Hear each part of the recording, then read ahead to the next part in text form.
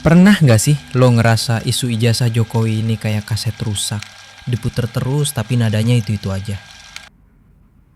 Betor Suryadi, politikus senior PDIP, bikin isu ini terdengar sedikit lain. Ijazah Jokowi dibuat di pasar pramuka. Salah seorang yang disebut Betor adalah Andi Wijajanto. Andi ini pernah jadi sekretaris tim sukses Jokowi di Capres 2014. Dan sempat jadi gubernur Lemhanas. Tapi sekarang dia udah nggak bareng Jokowi lagi. Andi pun membuat pernyataan bahwa semua dokumen pencalonan Jokowi, termasuk ijazahnya, udah dicek dan sah sejak awal.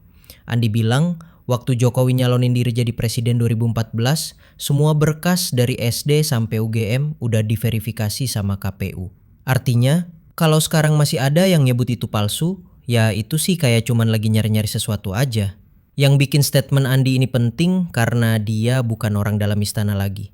Dia udah jalan sendiri, bahkan secara politik pun beda haluan sama Jokowi. Tapi justru itu yang bikin omongannya punya bobot. Bukan karena loyal, tapi karena dia tahu persis gimana prosesnya dari awal. Andi juga nyorotin hal yang sering kita lupakan.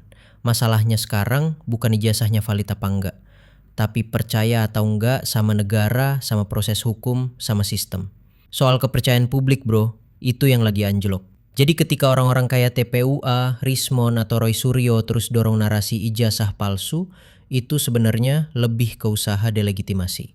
Tapi kalau orang kayak Andi Wijajanto yang nggak punya kepentingan lagi sama Jokowi bilang dokumennya sah, ya narasi soal ijazah palsu ini harusnya mulai goyang. Kadang yang bikin kita ragu tuh bukan datanya, tapi rasa percaya kita yang udah bocor di mana-mana. Ijazahnya mungkin asli, tapi rasa percayanya yang udah sobek. Menurut lo, masih masuk akal gak sih bahas soal ijazah ini di 2025? Atau emang ada yang sengaja terus nyulut isu ini? Tulis pendapat lo di kolom komentar.